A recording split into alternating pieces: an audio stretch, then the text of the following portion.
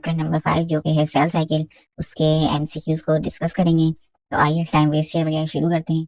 तो हमारे पास जो फर्स्ट एमसीक्यूज है वो है विच प्रोसेस इन्वॉल्व माइटोसिस। तो आइए इसके ऑप्शंस को हम लोग देख लेते हैं। ऑप्शन ए है growth, reduction, division and asexual reproduction. Option B है growth, repair and asexual reproduction.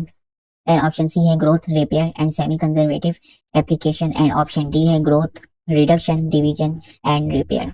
तो माइटोसिस में जो होता है वो एक सेल जब डिवाइड होता है तो दो सेल्स बनते हैं और इसमें जो नंबर ऑफ क्रोमोसोम जो होते हैं वो रिमेन सेम रहते हैं। तो इसका जो करेक्ट ऑप्शन है वो है option B, growth, repair and asexual reproduction, क्योंकि इसमें जो इंडिविजुअल बनते हैं वो एकदम पेरेंट्स के सिमिलर होते हैं, जिसके इसमें एसेक्सुअल रिप्रोडक्शन की वजह से। देन हमारे पास सेकंड एमसीक्यू है what occurs in metaphase of mitosis. तो आइए इसके ऑप्शंस को हम लोग देख लेते हैं। ऑप्शन ए है chromosome line up on the equator of the cell. तो इसका जो करेक्ट ऑप्शन है वो है ऑप्शन ए। ये इसका करेक्ट ऑप्शन है क्योंकि क्रोमोसोम जो होते हैं वो सेंटर में आ जाते हैं, जिसे हम इक्वेटर भी कहते हैं। देन हमारे पास ऑप्शन बी है chromatids reach the poles on the spindle. तो ये जो होता है वो ये टेलोफेज में होता है। देन हमारे पास ऑप्शन सी है chromatids separate and move to opposite poles. ये जो होता है वो हमारे पास एनाफेज में होता है।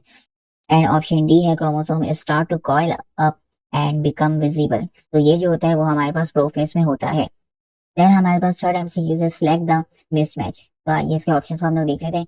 ऑप्शन ए है एनाफेज क्रोमेटिड्स मूव, ये सही है, ये मिसमैच नहीं है। देन ऑप्शन बी है प्रोफेज सेंट्रियोल मूव, ये भी करेक्ट है, ये मिसमैच नहीं है। देन हमारे पास ऑप्शन सी है telophase nuclear membrane disappear. Telophase में जो होता है वो न्यूक्लियर मेम्ब्रेन डिसअपियर नहीं होता है बल्कि न्यूक्लियर मेम्ब्रेन बनने लगता है। तो इसका जो करेक्ट ऑप्शन है वो है option C, nuclear membrane disappear, क्योंकि ये मिसमैच है। देन ऑप्शन डी है मेटाफेज क्रोमोसोम लाइन अप, ये भी करेक्ट है, ये भी मिसमैच नहीं।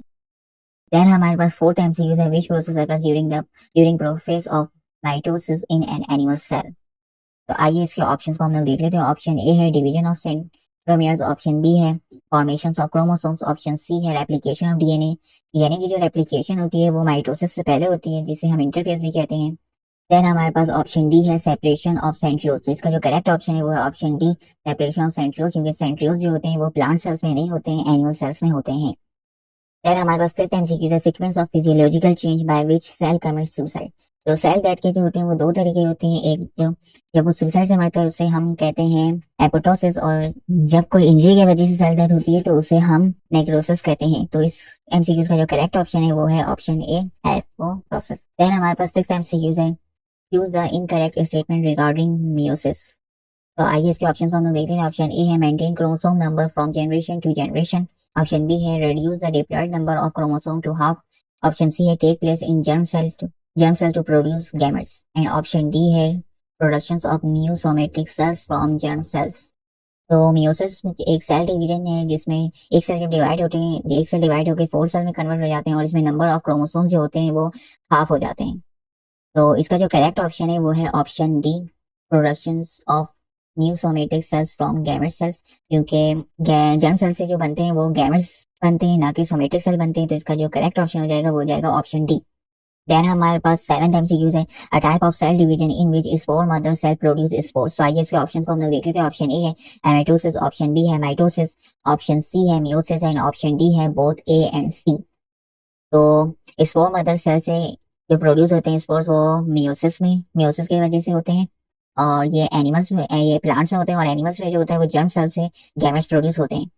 देन हमारे पास देन हमारे पास एट एमसीक्यू है stage of meiosis in which chromatids reach the poles and their movement ceases.